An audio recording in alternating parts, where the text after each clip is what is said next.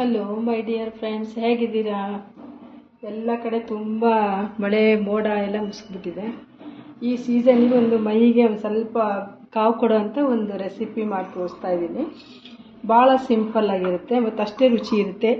ಡಯಾಬಿಟಿಕ್ನವರು ಎಲ್ಲರೂ ಇದನ್ನು ಧೈರ್ಯವಾಗಿ ತಿನ್ಬೋದು ಆರಾಮಾಗಿ.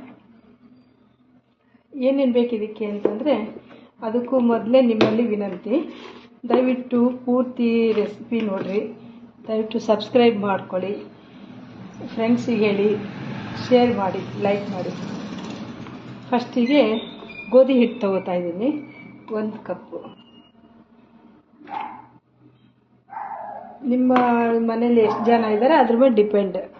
ನಾನು ಒಬ್ಬಳೇ ಇರೋದ್ರಿಂದ 1 ಕಪ್ ಗೋಧಿ ಹಿಟ್ಟು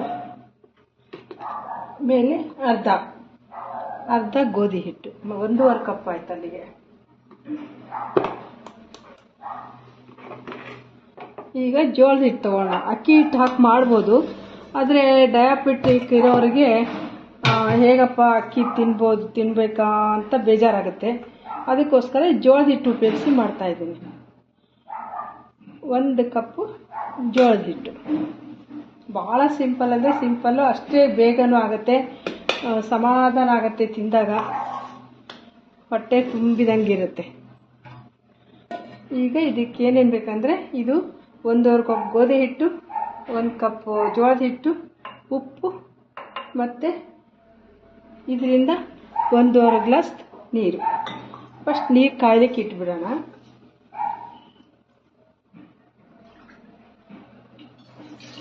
ಒಂದು ಕಪ್ಪು ಸ್ವಲ್ಪ 1/4 ಲೀಟರ್ ಜಾಸ್ತಿ ನೀರು. ಇಷ್ಟೇ, ಭಾಳ ಸಿಂಪಲ್ ಅಂದರೆ ಸಿಂಪಲ್ಲು, ಅಷ್ಟೇ ಚೆನ್ನಾಗಿರುತ್ತೆ, ಎಲ್ಲರೂ ತಿನ್ಬೋದು ಇದನ್ನು.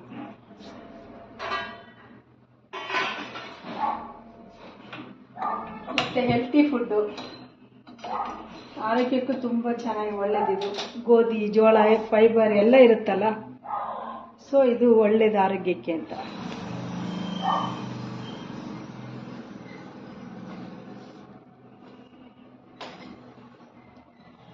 ನೀರು ಕಾಯ್ಲಿಕ್ಕೆ ಇಟ್ಟಿದ್ದೀನಿ. ಇದಕ್ಕೆ ರುಚಿಗೆ ತಕ್ಕಷ್ಟು ಉಪ್ಪು ಹಾಕ್ಬಿಡೋಣ ನೀರಲ್ಲೇ. ನಿಮ್ಮ ರುಚಿಗೆ ಅನುಗುಣವಾಗಿ ಹಾಕ್ಕೊಡ್ರಿ. ನನ್ನ ಕ್ವಾಂಟಿಟಿ ಇಷ್ಟು ಸಾಕು ಉಪ್ಪು.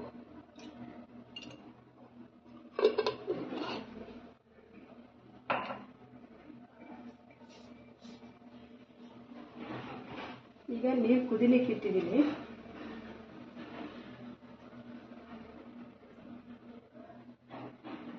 ಇದಕ್ಕೆ ನಮ್ಮಲ್ಲಿ ಗೋಧಿ ಕಡುಬು ಅಂತ ಹೇಳ್ತಾರೆ, ಬಟ್ಲ ಕಡುಬು ಅಂತಲೂ ಹೇಳ್ತಾರೆ, ಬಟ್ಲ ಆಕಾರದಲ್ಲಿ ಇರೋದ್ರಿಂದ. ಈಗ ಹಿಟ್ಟು ಹಾಕೋಣ. ಇದಕ್ಕೆ ಕಾಣಿಸ್ತಾ ಇರ್ಬೋದು, ಇಲ್ಲಿ ಹಿಟ್ಟು ಹಾಕ್ತಾ ಇದ್ದೀನಿ. ಯಾಕೋ ಈ ಕಡೆ ಒಳ್ಳೆ ಪ್ರಾಬ್ಲಮ್ ಬರ್ತಾ ಇದೆ, ಅದಕ್ಕೆ ಅದನ್ನು ಉಪಯೋಗಿಸ್ತಾ ಇಲ್ಲ.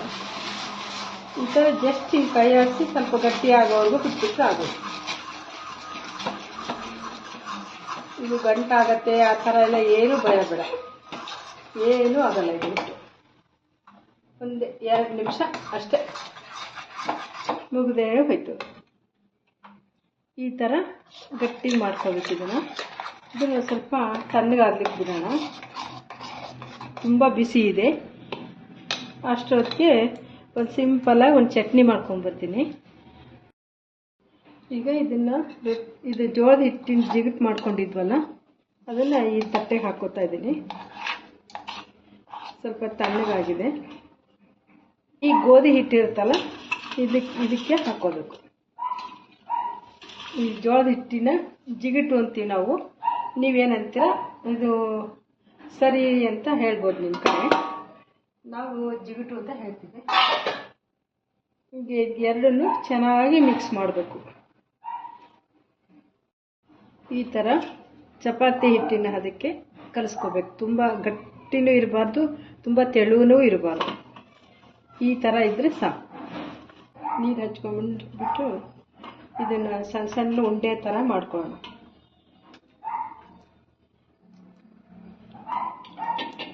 ಈ ಥರ ಮಾಡಿಕೊಂಡು ಇದು ಒಂಥರ ಚೆನ್ನಾಗಿರುತ್ತೆ ಮಾಡಲಿಕ್ಕೆ.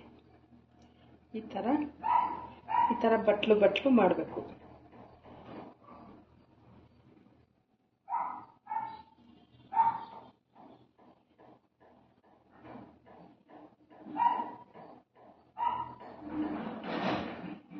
ತುಂಬ ಸಿಂಪಲ್ಲು ಅಡುಗೆ.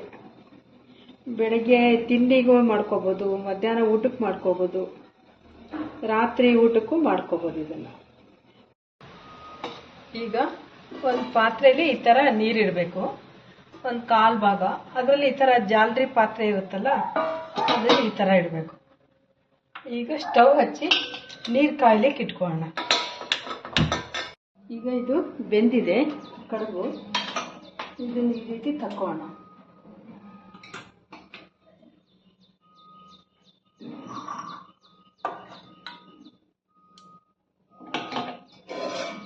ತುಪ್ಪ ಹಾಕ್ತಾ ಹೋಗ್ತೀನಿ. ಕಾಯಿ ಚಟ್ನಿ,